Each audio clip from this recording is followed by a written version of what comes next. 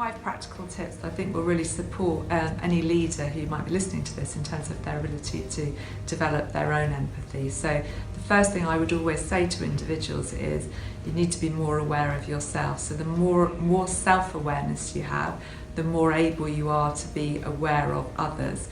It's interesting, Yale University have recently launched a programme in schools to help school children recognise their emotions. It's called the Ruler Programme, and there's actually an app that you can download called the Ruler Mood app.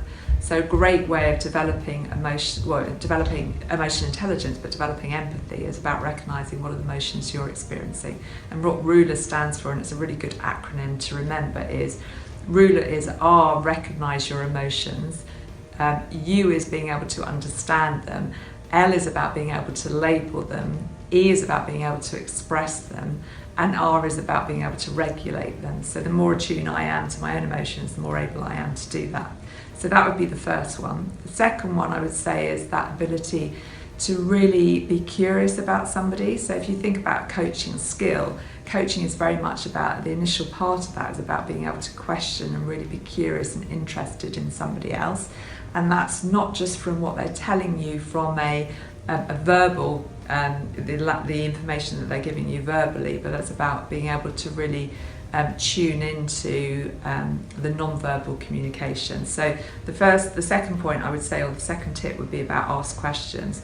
The third tip would be about really listen at a level of maybe the things they're not telling you. So and that's from a non-verbal communicational perspective. So 93% of all communication is non-verbal. So it's about looking at their facial expressions, the energy that they might portray, the mood that they're in, some of the behaviours that you're seeing that might not correlate with what they're telling you. All of that will help you spot where you need to be, perhaps need to be more empathetic and get more curious about what's going on for them and walk in their shoes. The fourth point that I would look at is about, once you've done all of that as a leader, you're then left with lots of information. Now, great leaders who are emotionally intelligent then use that information, filter it themselves in order to then decide what decisions they're going to make. So they might not necessarily change the decisions that they're making, but they'll empathise. They'll take what they've heard and what they haven't heard from their listening skill, and then they'll process the information and make decisions from that place. So I would always urge leaders to be able to do that. The final thing would be about, get feedback. So the fifth top tip would be about, I might think, the amount of leaders that I have coached who actually think they're highly empathetic, and actually when they get feedback from other people, it's like a bit like holding the mirror up, and they recognise that perhaps they're not as empathetic as they think they are.